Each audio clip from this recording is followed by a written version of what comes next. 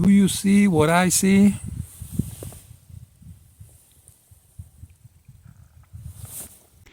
Welcome to The Big Puzzle. In this podcast, we explore the subtle connections between science, religion, politics, economics, and history.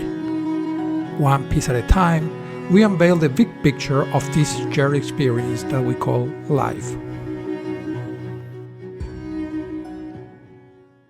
So, in this episode, I want to tell you a little about a rabbit hole that I went through in this last couple of weeks.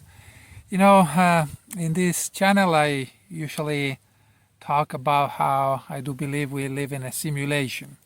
And in different videos, I presented some pieces of the puzzle that I said that sometime I will try to put them together.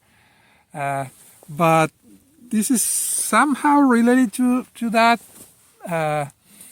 But let's see where we go. So this rabbit hole that I went through, it's what it's called the Code of Reality.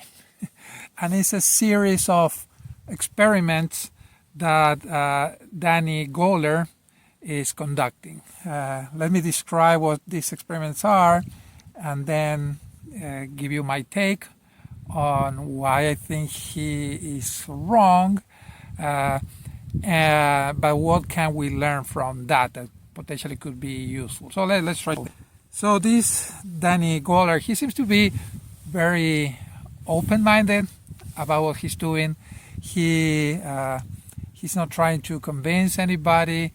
He just came up with an idea about exploring the potential reality of psychedelic spaces.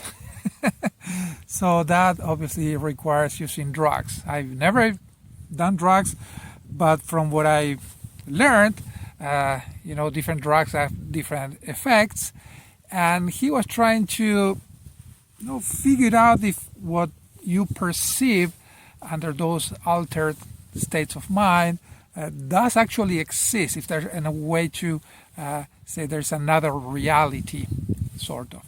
And through a kind of a long path, he came up with this idea of using this drug DMT, that it's NDM, let me see my notes, and dimethyltryptamine.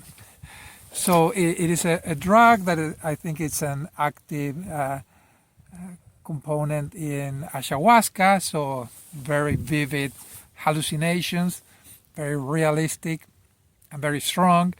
But it's also similar to some other natural drugs that are produced in the body. And I think that they mentioned that even in very small quantities, DMT is produced by the body. And the ones that the compound is similar to are serotonin and melatonin. Right? So we already associate some of them with, the behavior of the brain and moods and sleep.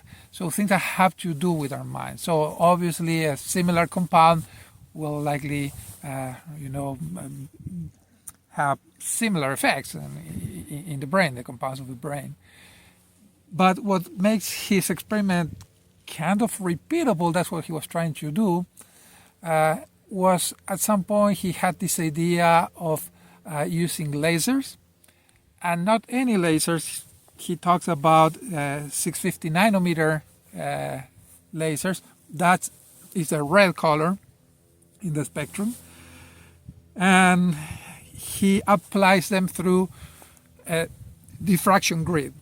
And probably, at school, you probably play with those diffraction grids, and basically split the laser that is 1 point into a lot of lines, or in many points.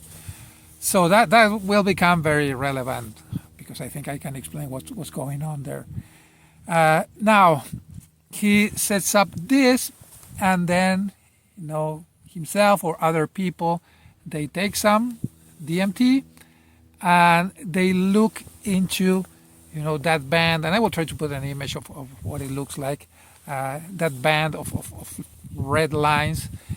And what they say is that it takes them a while, but suddenly they start seeing symbols, kind of rows of symbols. Think about the Matrix, but only in red. And sometimes they say the symbols resemble Greek, not Greek, but Japanese characters or Hebrew characters. There's some geometric forms, shapes, and well, so far so good. It seems to be a hallucination, but people who knows more about hallucinations say that hallucinations usually change through times, and these are very stable. And also that you see inside of let's say that you're shining this on the wall, and then what you're seeing is actually inside of the wall. And then they talk about being several layers of this once you learn how to read them. Now, this is what caught my attention, is that say that different people see the same thing. And it's never absolutely clear what they mean by that, but that will be kind of a deal breaker, right? So before that, yeah, it's just a weird hallucination, stable, that if you move up and down, kind of you can look inside that, narrow window that is open, and you see all this, what they call the code of realities, because it's supposed to be, assumed to be kind of some code that is modeling the reality. But several people seeing the same thing, that's kind of weird. That's kind of the thing that would make this, at least for me, very interesting. So I tried to learn more about how he conducts experiments, how is it that people see the same thing, and I don't know the details, but I think why they see what they see. And the first clue is about, in one of these documentaries, actually I thought about, this is what's happening. And then the guy who was making that documentary said the exact same thing. I said, okay, good, I'm not alone in this. So when Danny was telling somebody how to look into it, first of all, they changed the experiment. Now it's happening in this Faraday cage of sorts. I don't see why that would be relevant. And also they're using different colors. So apparently the 650 nanometer was not that important. Now they have blue and green lasers as well. But what he was saying, he told the person, well, you need to, don't look at the grid of lines, or at the set of vertical lines, parallel lines. Look beyond that. And that immediately reminded me of stereograms. I don't know if you ever saw one of the stereograms, but stereograms work on that principle. So it's just a way to place what seems to be random shapes or looks like noise, right? But if you get to focus, beyond the page, suddenly an image in 3D appears. I could never master that, but I did really master the opposite, that is the cross-eye stereoscopy. When you cross your eyes and see things, in front of the image. For me, it's way much easier. And I did a lot of experiments myself, and testing ideas. I wrote code to build stereograms, but stereograms that actually work by crossing eyes. And I will probably I will do it now. So I will put about 2 minutes of a compilation I made about different videos that I captured. Some of them are 23 years old with extremely crappy webcam, and I created a 3D film or video just using one webcam camera and 2 mirrors. And I think it was kind of clever the way to do. So I will put it now if you don't want to see them. Also, I will put some stereograms that I created that represent terrain models of different places. I mean, Ushuaia, one in Provo, one is made up to kind of test if I could add color if that would enhance the stereograms or not.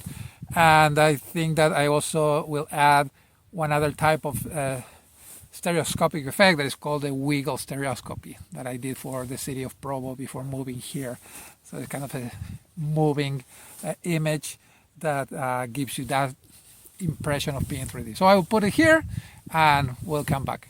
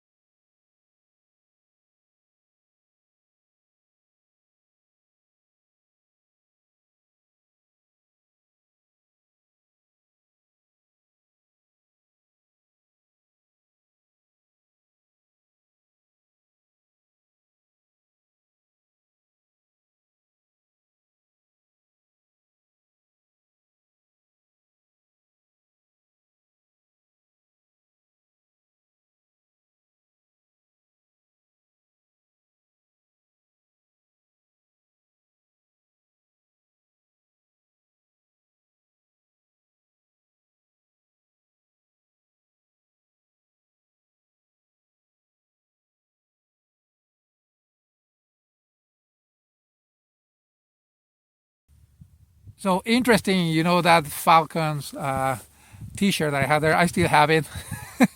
You can't read anything anymore, but yeah, very good quality. Thank you, Dario, for giving me that probably 24, 25 years ago. But what I want to say is that when I was working doing those things, I was always interested in virtual reality, how to create, that impression, the immersion part. And most of the time, I just ended up having a headache because basically you're trying to trick your brain into see things that are not there. And your brain is not stupid, right? So, but today that will become very, very relevant. So another piece of the puzzle before we go there. There's an experience that we all have, and since we all have it, we came up with a name for it, and that is what we call the déjà vu. Déjà vu is French for already seen. You have that feeling of that something that you're experiencing supposedly for the first time. It happened before. So let me get a mate. I already offered you one a few years ago. But why is déjà vu important? Because once I read that the explanation for déjà vu was that when we are remembering stuff, there's a chemical that is released that it tells our brain that what we're experiencing up here, or whatever our mind is, it's not reality. It's something that we're remembering. So that is a chemical marker that tells you, hey, what you're seeing now in your mind is not happening now. It's something that you're remembering. It's a lived experience that went into your mind, but now you're just recalling it. And that chemical marker indicates your brain so you don't get confused. Well, deja vu, if that's the case, it's a mistake that your brain is releasing that chemical markers while you are experiencing for the first time. So you're seeing something, but your brain is telling you that that's a memory at the same time. So that conflict gives you that, idea of deja vu. I've already seen that when you probably didn't. And I think that's into something. And again, I'm not an expert. This is mostly a framework, a hypothesis to analyze some of these things. Maybe I'm right. Maybe I'm completely wrong. I don't care. I'm trying to put together pieces and see if they fit. Because, if these chemical markers are used to tell us when we're experiencing something for the first time, let's call that a reality marker, or if we're remembering something that happened, the memory, the remembering marking, we could also think that there are other chemical markers that are released in different experiences. For instance, I could think about the feeling I have when I'm imagining something. It's not something I'm experiencing. The outer world, it's not the reality. It's not something that I remember, that I'm recalling, but it's something that I'm making up in my mind. So if there's a certain feeling, we can say, that you experience when you're imagining. And again, that's a safety mechanism for your brain. You need to know when you're imagining things. If not, well, life will be way more difficult. And apparently that's a mental illness. So people that can't tell the difference between what they're imagining and what they're experiencing. So maybe we're up to there. So there's some chemical marker that comes with the imagining experience. I would say that there's probably another chemical marker for when we're sleeping, when we're dreaming in particular. So, we say, oh, that was a dreamy experience. Well, that has to do with that feeling that we have, that is close to reality, but it's not at the same time. So when you wake up, you immediately know that you're in the real reality, right? And that dreamy reality goes away and sometimes, fades very, very fast. And you don't recall what you were. But while you're experiencing it, you have a chemical marker telling your brain, hey, this is a dream, right? And sometimes it's very vivid, it's very realistic, but you can tell the difference when the real one comes. So where does DMT fall in all of this? Well, I think that DMT is probably it's a compound that is close to our reality chemical marker. So, and in the words of Danny Goller, he said that when you start taking DMT, you kind of feel an overwhelming reality. Right? So it's not something I'm making up. It really makes you feel that everything is more real, if that would make any sense. I'm not encouraging you to try it at all. I think you're messing up with things that could be very dangerous. But that's the first indicator that you're providing your brain with some signals that things are real, right? And that might dissolve some of the limits that we have in our brains, the protections that we have.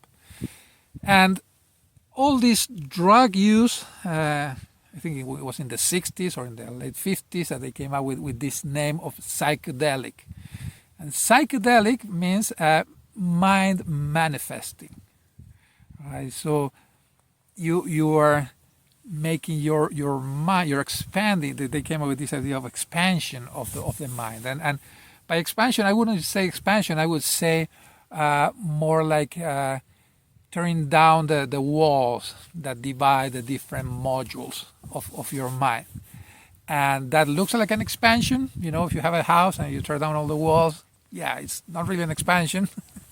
It makes it more open, but also more dangerous, right? So you don't want you to be in the bathroom while somebody's cooking, and somebody's sleeping and people are watching TV. So you need walls for different functions.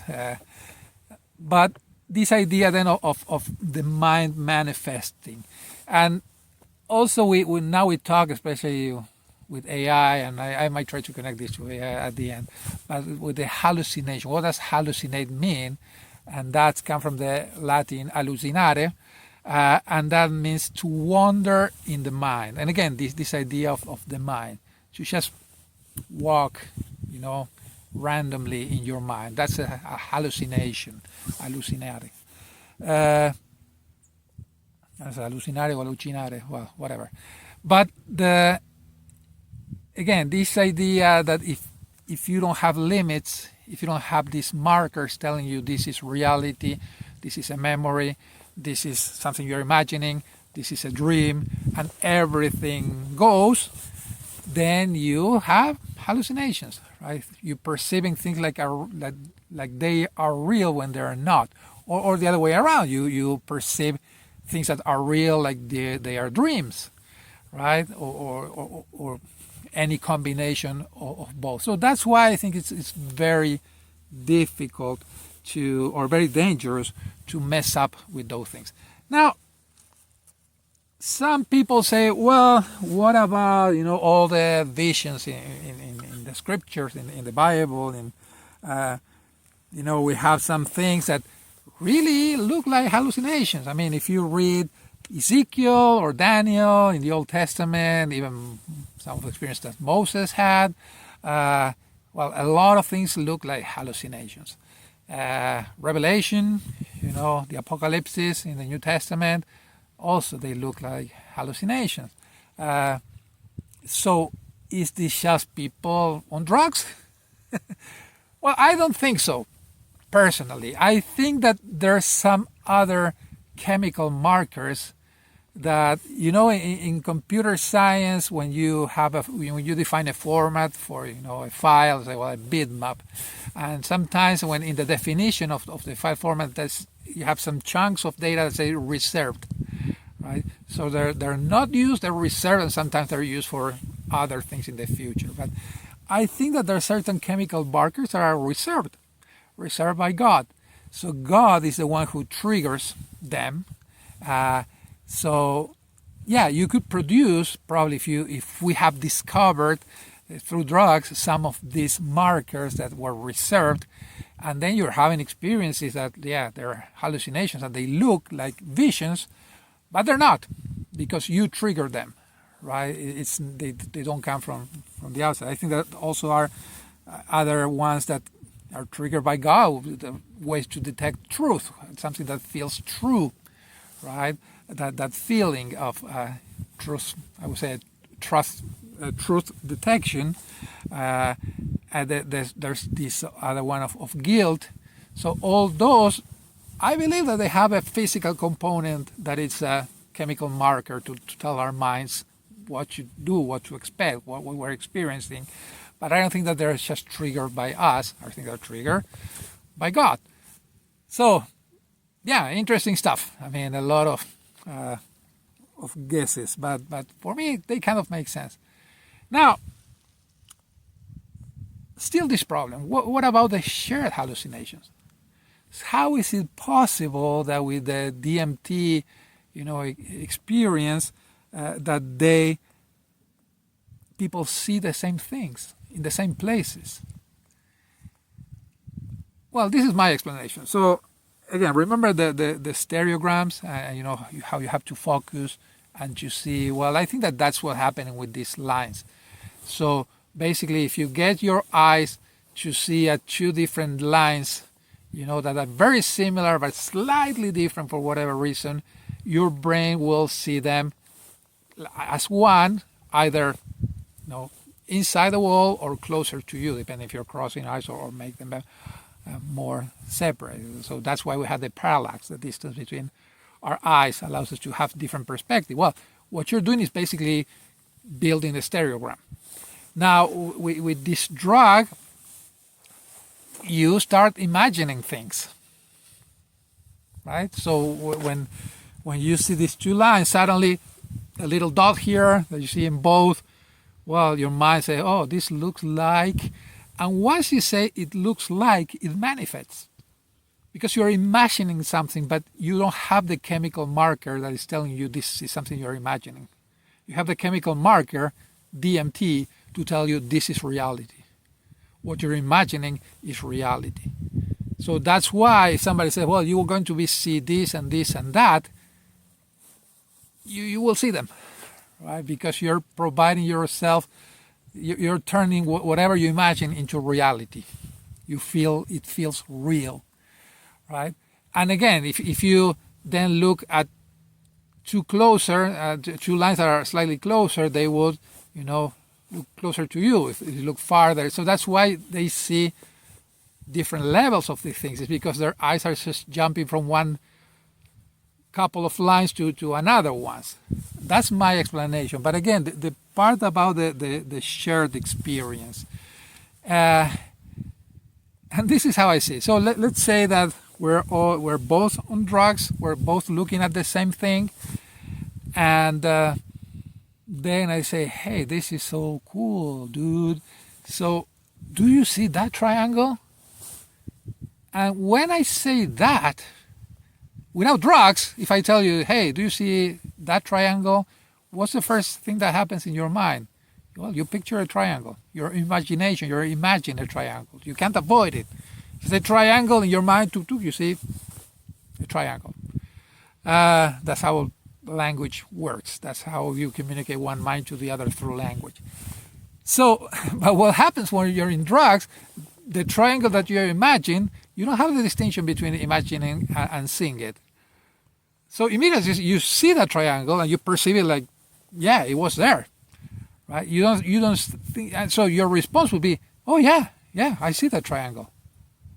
And they say, and do you see that, I don't know, Shin letter or whatever, right? I don't know any of the Japanese character, but I know the Hebrew one.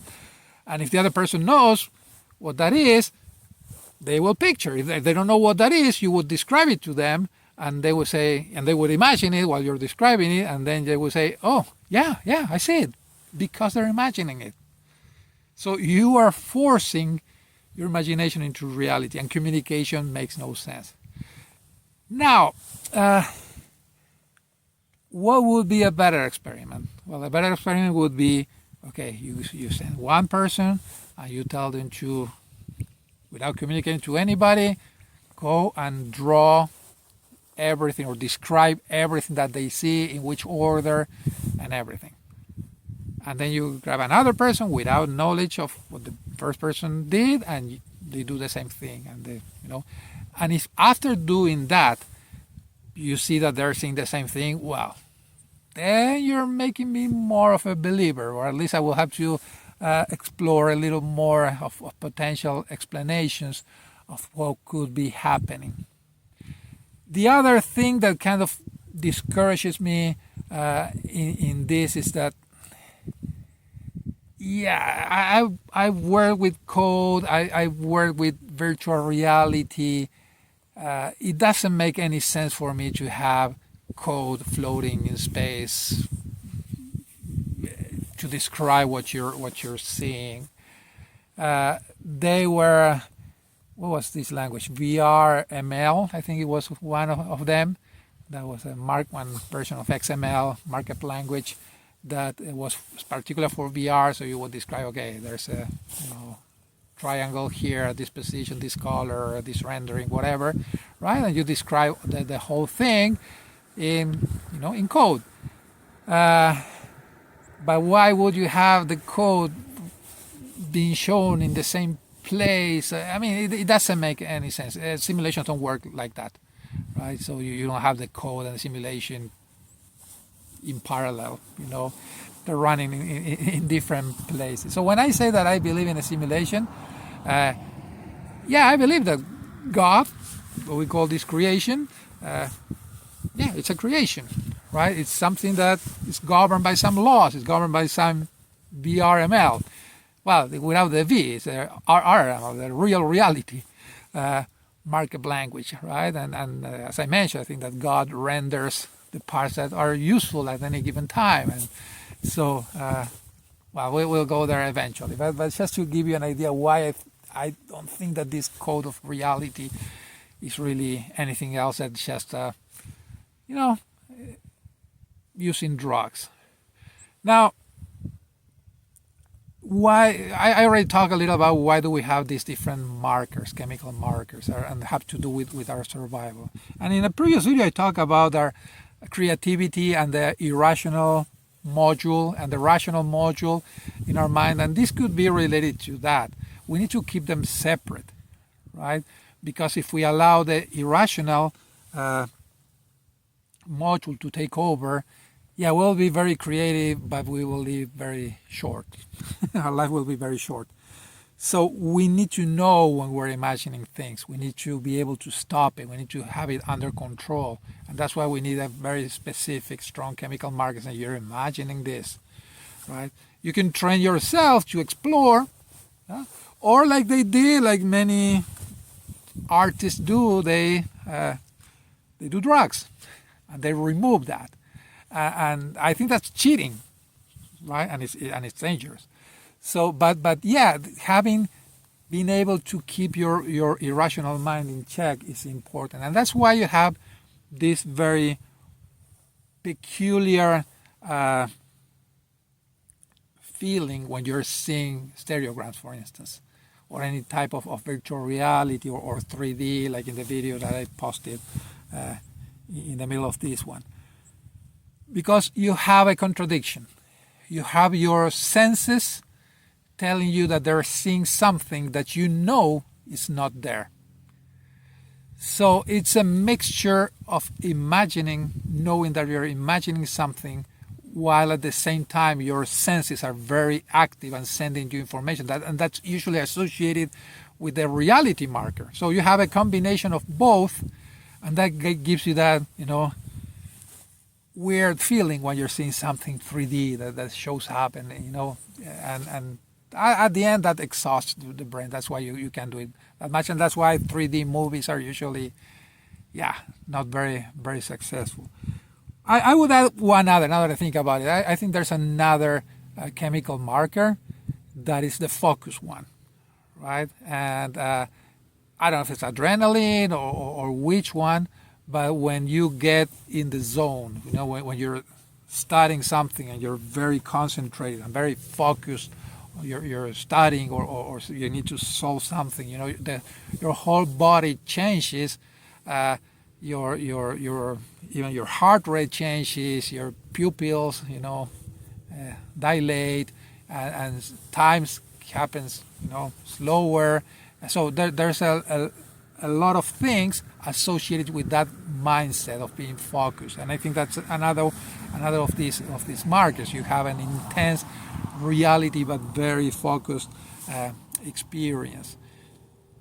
Also reminds me, I think it was in the same video that I talked about Salvador Dali, and I think Einstein was the other one that was claimed that they were, to become creative, they would try to fall asleep, but have this lucid dreams. So when they are falling asleep, they have a spoon on their hand, and they would drop it when they fall asleep, so that would wake them up. They will remember what they were seeing at that moment, and have these oniric landscapes from Dali, and that's basically playing with those things. So when your brain starts sending this chemical signal of, well, you're dreaming, you're imagining, that transition from reality to dream, and then to be able to recall that, again with a marker of recalling, and having that being able to turn that into reality, so other people could see that's very powerful. But it aligns with what I'm saying. Now, there's other processes that will be interesting to examine using this framework. For instance, learning. when you're learning, many times you have to imagine things, right? And then when you have to put that into practice, you need to, recall them and then make them happen in reality. So that combination, that process, that chemical process could be disrupted. So you might have problems, turning what you imagine when somebody was talking to you, teaching you something, and you were creating those things in your mind, and then to be able to recall them and then put them, into reality, or connect them to reality, to what you're experiencing. I think that could explain a lot of things that we see with young people, children now, because using phones, social media, that becomes their reality, and then they don't know how to deal with their real reality. And that is a problem, and we're seeing the effects already, and producing what they call anxiety and all those things. That basically you're messing up with, with all these natural processes. Whether if you believe that they were created or we evolved into, whatever, we're messing up with them. The other thing that I see extremely